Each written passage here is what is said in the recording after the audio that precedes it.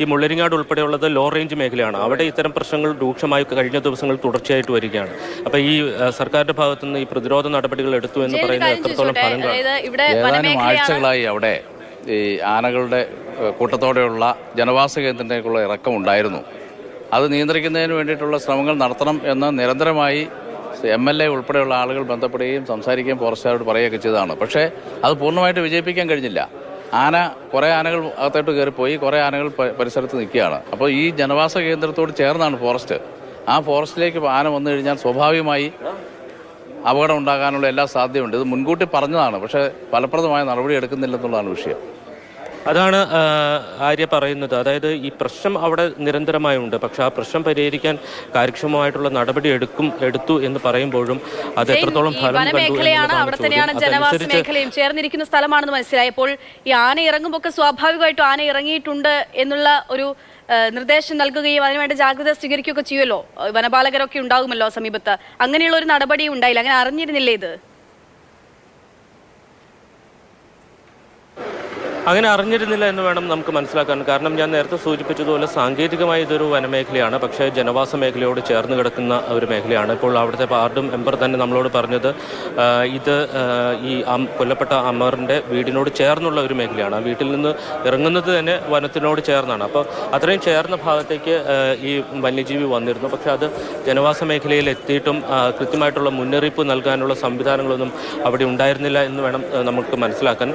എന്തായാലും അത്തരമൊരു ഉണ്ടായിരുന്നെങ്കിൽ ഒരു കാരണവശാലും ആരും അങ്ങോട്ട് പോകാൻ സാധ്യതയില്ല. എന്തായാലും അതിദാരുണമായിട്ടുള്ളൊരു സംഭവമാണ് ഉണ്ടായിരിക്കുന്നത്. ഒരു 22 വയസ്സ് മാത്രം പ്രായമുള്ള ഒരു ചെറുപ്പക്കാരനാണ് കാട്ടാനയുടെ ആക്രമണത്തിൽ കൊല്ലപ്പെട്ടിരിക്കുന്നത്. 3 മണിയോടുകൂടിയാണ് അപകടമുണ്ടായത്.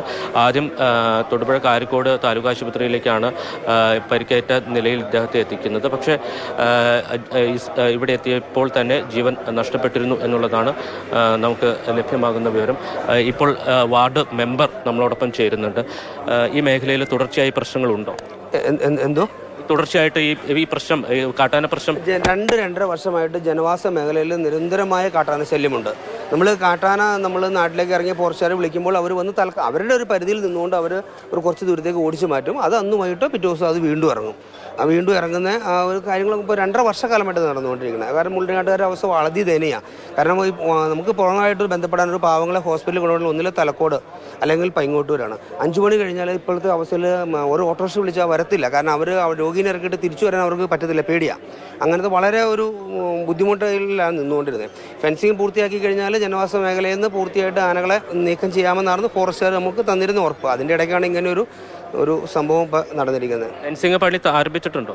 ഫെൻസിങ് അവിടെ കുറേ മേഖലയിൽ നമ്മൾ ചെയ്തു. ശരിക്കും മുള്ളരിങ്ങാട് മേഖല ഫുള്ള് ഫെൻസിങ് ഇനി ഒരു 13 കിലോമീറ്ററോടെ ചെയ്യണം. ഇപ്പോൾ ഈ ഫെൻസിങ് പൂർത്തീകരിച്ചു എന്ന് പറയുന്നത് റോഡിൻ്റെ ഒരു സൈഡാണ്.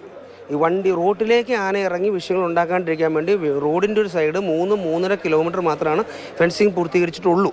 അതും അത്ര സക്സസ് അല്ല. കാരണം വെച്ചാൽ 12 വോൾട്ടാണെന്ന് പറയുന്നു ഫുള്ള്. അതൊരു 10 മണി 11 മണി ആകുമ്പോഴത്തേനും അതിൻ്റെ വോൾട്ട് കുറഞ്ഞ് 7 നക്കിയാൽ പോലും ഷോക്ക് അടിക്കാത്തൊരു ഇതിലേക്ക് പോവാം. അതുകൊണ്ടാണ് ഇതൊക്കെ മറികടന്ന് വരുന്നത്. ഞാൻ നോക്കും ഫെൻസിങ് ഒന്നും അത്ര സക്സസ് അല്ല. വല്ല ട്രഞ്ചൊക്കെ താത്തിയാൽ മാത്രമേ ഇതിനൊരു ശാശ്വത പരിഹാരമാവുള്ളൂ. ഫെൻസിങ് ഒക്കെ താൽക്കാലികം നമുക്കൊരു പറഞ്ഞു നിൽക്കാമെന്ന് മാത്രമേ ഉള്ളൂ. ഈ ആനകളൊക്കെ ഈ ജനവാസ മേഖലയ്ക്ക് സമീപത്തേക്ക് വരുമ്പോൾ സ്വാഭാവികമായിട്ടും ഒരു അറിയിപ്പ്, ആന വന്നു എന്നൊക്കെ അറിയിക്കാനുള്ള സംവിധാനം വരും? അവിടെ ഒരു സംവിധാനമില്ല. നാട്ടുകാർ അറിയിക്കുമ്പോഴാണ് അവരറിയുന്നത്. കാരണം അവരുടെ അംഗബലം അത്രേ ഉള്ളൂ. നമ്മൾ ആന ഇറങ്ങി കഴിയുമ്പോൾ നാട്ടുകാർ പറയുമ്പോൾ മാത്രമാണ് ഫോറസ്റ്റുകാർ വരുന്നത്.